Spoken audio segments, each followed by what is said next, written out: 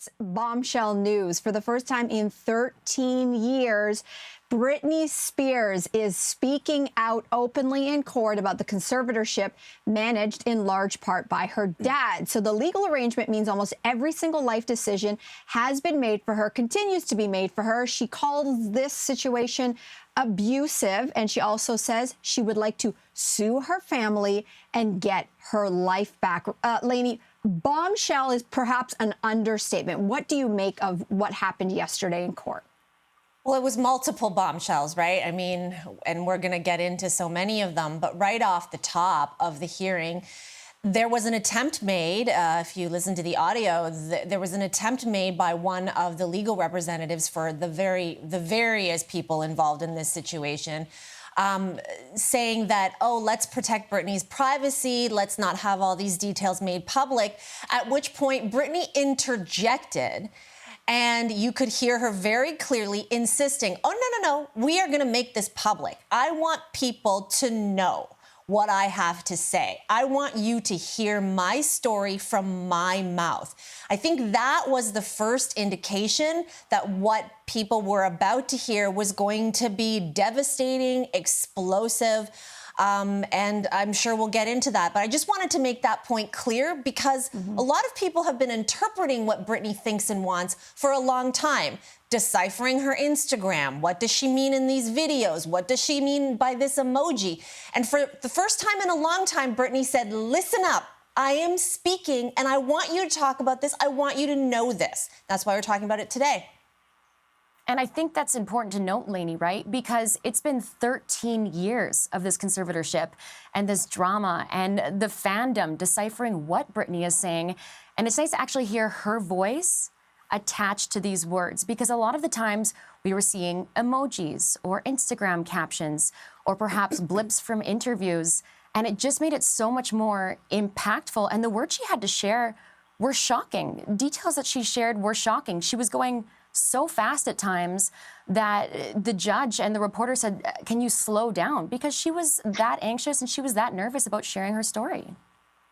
Yeah. The IUD story is what's haunting me right now. I mean, I just can't even believe that she alleges that she was forced to keep this IUD in. And that's just one detail. When I think about the implications of that, it's very Handmaid's Tale. It makes me think of eugenics and so on. And then I also can't help but think about other famous people who, like men, who have declared openly that they've had mental health struggles in the past, if that was some of the reasoning behind this so-called protection, who have gone on to father tons and tons of children. I mean, it's unthinkable when you juxtapose her situation to think about any man in this situation. Tyrone, I'm curious about your thoughts.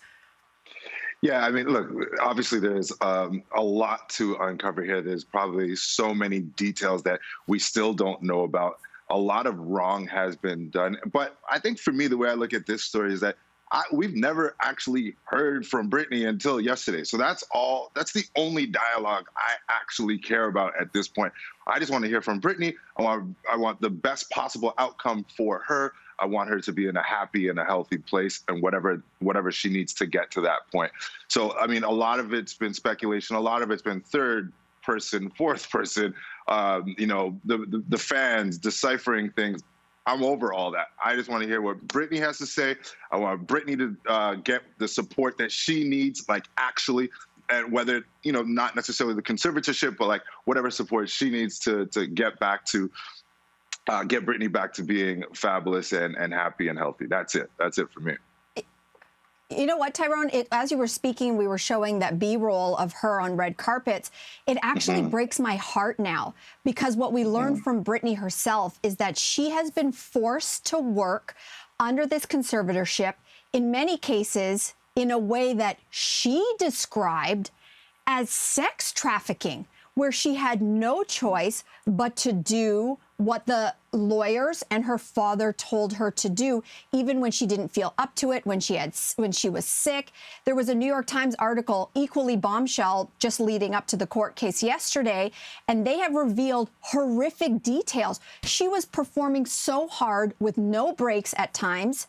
She ruptured her colon they made her quickly get fixed, and then back she was on stage in Vegas. Like, when I started to hear these details, it was so horrifying to me. And she said the words, "This is abusive. It's forced labor." The only other occupation that came to her mind that was similar was being forced to be a prostitute.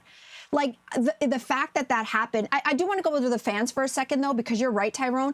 Maybe we're done listening to the fans, but you can't also downplay that there's a really good chance that because of them trying to decipher the Instagram posts, the millions of podcasts that have spun out of her Instagram account, maybe this pressure, the Framing Britney Spears doc, all of the momentum together, maybe led by her fans, have actually led us to this moment, which is pretty powerful to say. It's actually it's a really though. interesting case. Like, it's fans for sure, and we can further explore that. But the fan movement, the Free Britney movement, actually took off just over 2 years ago when a fan podcast posted a voicemail from a whistleblower claiming to be associated with a lawsuit that was handling the conservatorship. And when we're talking about whistleblowing and behind-the-scenes assistance to Britney in this case, there's that voicemail, and then, as you mentioned, Mel, there's that New York Times article. That New York Times article was obtained by the newspaper with confidential court documents. Those had to be leaked by somebody on the inside.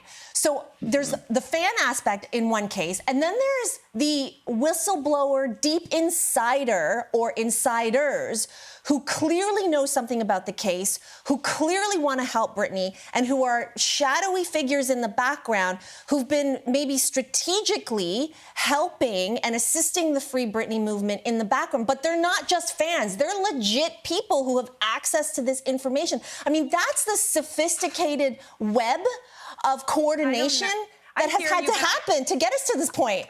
I hear you, but the thing is that we do know paparazzi was a huge part of the problem that led to a lot of mental health struggles, and I worry that this renewed focus on her is just going to lead to more paparazzi, and she mentioned that as well. And not only that, I worry also this is going to become sort of fan vigilantism, right? We saw that with that podcast, not that I'm comparing Richard Simmons to Britney Spears, but Richard Simmons, there was this fan who started to, put together these pieces that, was he experiencing elder abuse? What was going on? Why was he so alone? And it turns out he just wanted to be left alone. And so I just worry that this is going to inspire. I mean, Joelle, do you think about like that? I think that's a legit worry, Cynthia. And I worry about that too. But I think that the court failed her. Her family failed her. The media failed her. Because the mainstream media, we weren't reporting on the fact that, this was a shady situation. And so these insiders were feeding the fans because they weren't getting anywhere with the legitimate institutions. So I wonder, can we have also a conversation about that, about how these legitimate institutions, from judges to lawyers to family services, let her down? Right. But with this case, you talked about fan vigilantism. I think this certain fandom is an example that's a little bit more unique than other celebrities, right? We've had access to Britney since she was 4 years old.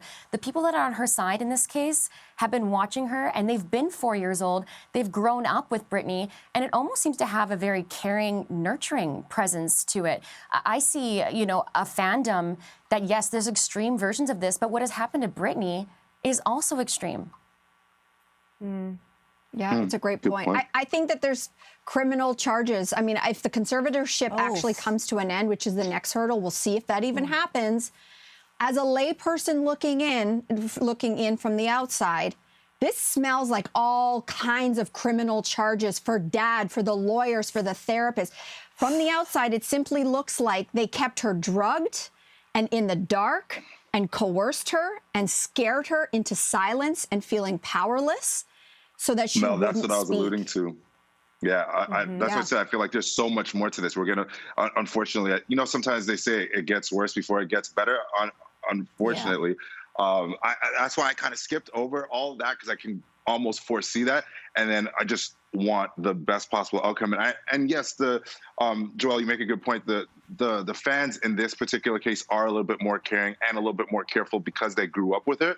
But at the same time, we can't put that trust in the hands of 2021 paparazzi, who are all going to be eager for the biggest story right now. We've all been, living at this slower pace, and now everybody comes out. It's going to be wild. Oh, it's a Britney, free Britney. Like, no, she doesn't need all that. I'm not an expert, but Agreed. I think that there has to be what I can hope for is a balance of privacy and obviously redemption. Yeah, great way to end this chat. All right, it's not.